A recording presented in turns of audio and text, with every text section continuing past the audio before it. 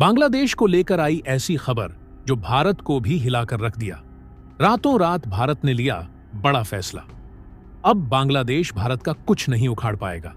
पाकिस्तान का बना बनाया सारा खेल बिगड़ गया। भारत, म्यांमार मिलकर बांग्लादेश को काउंटर करने की हुई बड़ी प्लानिंग। दोस्तों, जैसे जैसे बांग्लादेश का संकट आगे बढ़ रहा है, यह भारत के लिए और दर्दनाक होता जा रहा है। और आज जो खबर सामने निकल कर आई है, भारत के लिए यह सबसे ज्यादा बुरी है। इससे ज्यादा बुरी खबर हमारे लिए कुछ नहीं हो सकती, क्योंकि इस खबर ने जो हमारे डर थे, जो हमारे तमाम बुरे सपने थे बांग्लादेश को लेकर, उन सभी को सच करना शुरू कर दिया है। क्या है हमारे बुरे सपने? कि कहीं बांग्लादेश हमारे लिए नया पाकिस्तान न बन जाए तो? खैर, आज इसकी एक तरीके से आधिकारिक तौर पर पुष्टि हो चुकी है। कैसे? आप अपनी स्क्रीन पर देखिए। रिपोर्ट निकलकर सामने आई है बांग्लादेश से कि बांग्लादेश की जो पार्टी है बीएनपी, यानी कि बांग्लादेश नेशनलिस्ट पार्टी, जो कि इस समय पूरे बांग्लादेश की सबसे बड़ी पार्टी है, क्योंकि सत्ताधारी जो वहां पर दल था शेख हसीना का, उसका तो सफाया हो चुका है, क्योंकि उनकी पार्टी आवामी लीग के नेताओं को इस समय चुन चुनकर या तो मारा जा रहा है या फिर देश से भगाया जा रहा है। ऐसे में नंबर 1 पार्टी आवामी लीग साफ हो चुकी है बांग्लादेश से।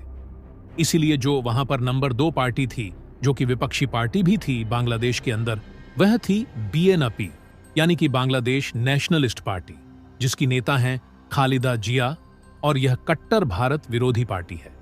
और अब यह वहां की सबसे शक्तिशाली पार्टी है। और जब भी चुनाव होंगे, यह बात लिखकर ले लीजिए, यही पार्टी वहां पर चुनाव जीतेगी और इसी की प्रधानमंत्री वहां पर बनने जा रही है। और इसीलिए अब इस पार्टी ने अपना रंग भी दिखाना शुरू कर दिया है।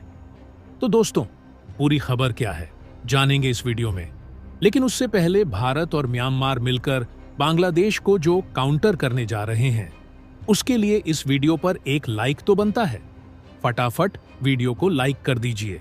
दरअसल बीएनपी पार्टी ने ऑफिशियली ऐलान किया है कि भारत अगर हमारे दुश्मनों को पालेगा, उन्हें शरण देगा, तो वह हमारा दुश्मन माना जाएगा और हम उसके साथ कोई भी सहयोग या कून ऑपरेशन नहीं करेंगे। यानी कि शेख हसीना और उनके मंत्रियों को, नेताओं को अगर भारत शरण देगा, तो वह हमारे साथ कोई भी कून ऑपरेशन या बातचीत नहीं करने वाले। और यह भारत के लिए करारा झटका है। और बात सिर्फ बीएनपी की नहीं है, उनकी सरकार जब आएगी तब देखा जाएगा। लेकिन फिलहाल जो अंतरिम सरकार भी बनी है, इसके जो मुखिया हैं, उन्होंने भी भारत विरोधी बयान दिया है। उन्होंने आज कहा है, पिछले 2 महीनों से शेख हसीना के खिलाफ जो प्रदर्शन हो रहे थे, भारत ने उसमें हमारी मदद नहीं करी। उल्टा भारत ने यह कहा कि यह बांग्लादेश का इंटरनल मैटर है और इसलिए हम भारत को कभी नहीं भूलेंगे कि कैसे भारत ने हमारा साथ नहीं दिया। यानी कि भारत को सीधी सीधी धमकी दे रही है वहां की इंटरिम सरकार भी, जो अभी बनी है, और आगे इलेक्शन होने के बाद जो वहां पर सरकार बनेगी, वह भी भारत को सीधी धमकी दे रही है। हालांकि आपका सवाल होगा कि कून ऑपरेशन ना करें कोई, इनसे भारत को ज्यादा नुकसान थोड़े ही है, कोई ज्यादा बड़ा व्यापार थोड़ी है। भारत बांग्लादेश का ना करें कून ऑपरेशन, इनका नुकसान होगा, तो बात ऐसी नहीं है। दरअसल कून ऑपरेशन की बात यहां पर व्यापार, ट्रेड या किसी अन्य चीज को लेकर नहीं कह रही है। लोग यह कह रहे हैं बॉर्डर सिक्योरिटी को लेकर। दरअसल सन 2006 से पहले, जब तक शेख हसीना सत्ता में नहीं थी, तब तक खालिदा जिया बांग्लादेश की सर्वेसर्वा थी और वह कट्टर भारत विरोधी थी और पाकिस्तान प्रेमी। इसलिए पाकिस्तान के बड़े बड़े आतंकियों की पनाहगार बना हुआ था बांग्लादेश। यह बांग्लादेश के जरिए आतंकियों की घुसपैठ करवाते थे। भारत के अंदर एक तरीके से बांग्लादेश की सीमा भारत के लिए ऐसी ही बन गई थी जैसे कि कश्मीर के इलाकों में बन चुकी है पाकिस्तान के आतंकियों के लिए। लेकिन उसके बाद शेख हसीना सत्ता में आई।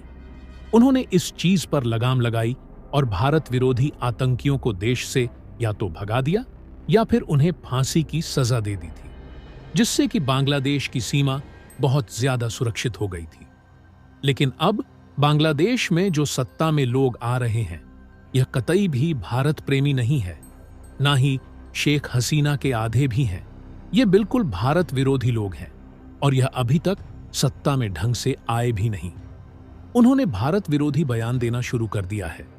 आप सोचिए कि जब प्रॉपरली पावर इनके हाथ में आ जाएगी, मिलिट्री पूरी तरीके से सत्ता से हट जाएगी, तब यह लोग क्या हाल करेंगे? आप जरा सोचिए। हालांकि एक अच्छी बात यह है कि इस गम में हम अकेले नहीं हैं। हमारे साथ एक और देश है, म्यांमार, जो कि कट्टर बांग्लादेश का नंबर 1 दुश्मन है और भारत का साथी। अगर भारत म्यांमार मिलकर बांग्लादेश को काउंटर करें तो इससे बांग्लादेश के जो नए सत्ताधारी हैं वह 100% प्रेशर में आएंगे ही आएंगे। इसलिए अब समय की मांग यह है कि म्यांमार और भारत एक साथ आएं और बांग्लादेश की नई सरकार को काउंटर करें।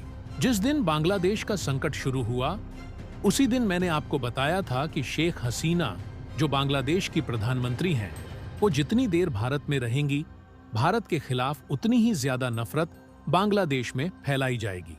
और अब बिल्कुल वैसा ही हो रहा है। दरअसल आप अपने स्क्रीन पर देख सकते हैं, बांग्लादेश की जो सुप्रीम कोर्ट है, उसके बाद एसोसिएशन के प्रेसिडेंट ने, यानी कि जो वहां के सुप्रीम कोर्ट के वकील हैं, उनकी जो एसोसिएशन है, उसका जो चीफ है, उसने भारत को धमकी दी है कि शेख हसीना को तुरंत गिरफ्तार करो भारत और उसे हमें सौंप दो, वरना तुम्हारे और हमारे संबंध खराब होना निश्चित है और इसकी जिम्मेदारी फिर हमें मत देना कि हमने भारत के साथ संबंध खराब कर लिए। बेहतर तुम्हारे लिए यही होगा कि शेख हसीना, जो तुम्हारे देश में रह रही है, उसे तत्काल अरेस्ट करो, हमें सौंपो। हम उसके खिलाफ केस चलाएंगे और उसके कर्मों की सजा हम उसे देकर रहेंगे। और यह तो बस शुरुआत है, क्योंकि बांग्लादेश में धीरे धीरे यह मांग उठने लगी है कि भारत के अंदर शेख हसीना को शरण दी गई है। इसका मतलब भारत तगड़ा सपोर्टर है शेख हसीना का और उसे बचा रहा है, यानी कि बांग्लादेश के खिलाफ है भारत। कुछ ऐसी छवि भारत की इस समय घड़ी जा रही है बांग्लादेश के अंदर। लेकिन हैरानी की बात यह है कि इसमें सबसे आगे है बांग्लादेश की जुडिशरी। और आपको जानकर हैरानी होगी कि बांग्लादेश में आज जो कुछ भी हो रहा है, इसकी जड़ भी है बांग्लादेश की जुडिशरी, यानी कि बांग्लादेश की कोर्ट। कैसे? दरअसल यह पूरा मामला जो आरक्षण से शुरू हुआ था ना, आरक्षण तो 2018 में ही खत्म कर दिया था सरकार ने। वहां पर कोई आरक्षण नहीं था, लेकिन अब से कुछ महीने पहले अचानक से बांग्लादेश की कोर्ट ने वर्डिक्ट दे दिया कि हमारे देश में जो आरक्षण था 30%, उसे फिर से लागू किया जाए। सरकार ने गलत किया था इसे हटाकर, अब हम इसे दोबारा लागू कर रहे हैं। और इसी से पूरे देश में स्टूडेंट के प्रोटेस्ट स्टार्ट हुए थे। और फिर जो वहां पर कट्टरपंथी संगठन है, खासकर कि जमाते इस्लामी, उसका जो स्टूडेंट विंग है, उसने इसमें आग में घी डालने का काम किया और इसे लगातार भड़काते रहे। यानी कि देखा जाए तो इस सारे मामले की जड़ ही जुडिशरी है। और अब हैरानी की बात यह है कि उनकी यही जुडिशरी और उससे जुड़े लोग शेख हसीना के इतने खिलाफ हो चुके हैं कि शेख हसीना इस्तीफा दे चुकी है, देश भी छोड़ चुकी है। कोई उनका इन्वॉल्वमेंट नहीं है बांग्लादेश में इस समय, लेकिन इसके बावजूद वह शेख हसीना को बांग्लादेश लाकर उन पर गुस्सा उतारना चाहती है। उन्हें जनता को सौंपने को तैयार है, क्योंकि बांग्लादेश के अंदर इस समय जब पार्लियामेंट सुरक्षित नहीं है, कोई भी संस्था सुरक्षित नहीं है, तो जेल कहां से सुरक्षित होगा? अगर भारत उन्हें गिरफ्तार करके बांग्लादेश को सौंप भी देता है तो वह एक तरीके से शेख हसीना को आम पब्लिक के हाथों में सौंपना होगा, जो उन्हें जिंदा नहीं छोड़ने वाली। इसके बावजूद उन्हें वापस भारत से मांगा जा रहा है। यह दिखाता है कि जुडिशरी का कितना बड़ा हाथ था। इस पूरे तख्ता पलट में उन्होंने यह पूरा खेल शुरू किया था और अब यह पूरी तरीके से सफाया करना चाहते हैं शेख हसीना का। लेकिन भारत को अब यहां पर सोचना जरूर होगा कि शेख हसीना का करना क्या है, क्योंकि अगर भारत शेख हसीना को रखता है अपने ही देश में, तो फिर हमें एक लंबी रणनीति तैयार करनी होगी कि कैसे इस प्रोपेगेंडा और एंटी इंडिया सेंटिमेंट को भारत काउंटर करेगा बांग्लादेश के अंदर।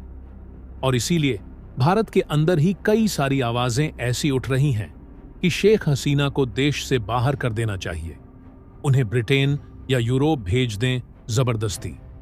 लेकिन आपको बता दूं, अगर भारत यह कर भी देता है तो जो एंटी इंडिया सेंटिमेंट इस समय बांग्लादेश के अंदर फैलाया जा रहा है, कट्टरपंथियों के द्वारा वह कम नहीं होने वाला।